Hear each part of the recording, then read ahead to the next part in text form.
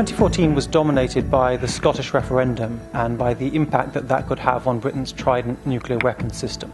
Defence analysts were particularly concerned that the Trident issue could become a bargaining chip in a post-yes negotiating phase, and they were concerned about the impact that that would have on continuous at-sea deterrence, on Britain's relationship with its NATO partners, and also the future presence of Britain's nuclear force, which is based in Scotland.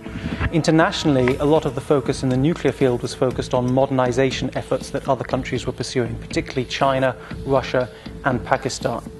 In addition, the situation in Ukraine and the devaluation of tensions and relations between the United States and Russia had knock-on effects for ongoing treaty obligations such as the INF Treaty, as well as the US and Russia's cooperation over non-Lugar issues.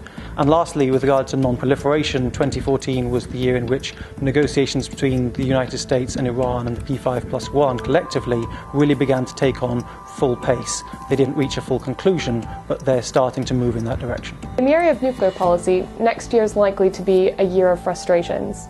The P5+1 in their negotiations with Iran have pledged to work towards a framework agreement by March and a more comprehensive agreement by the end of June.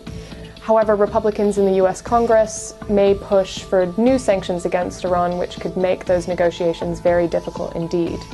And negotiations with Iran are already significant because they may affect prospects for agreement at the review in May 2015 of the Non-Proliferation Treaty. Their prospects for agreement are already pretty slim. The Russians have pretty much unilaterally ended any hope of a follow-on agreement to the New START Treaty, and the international community has failed to provide a conference as promised on the creation of a WMD free zone in the Middle East.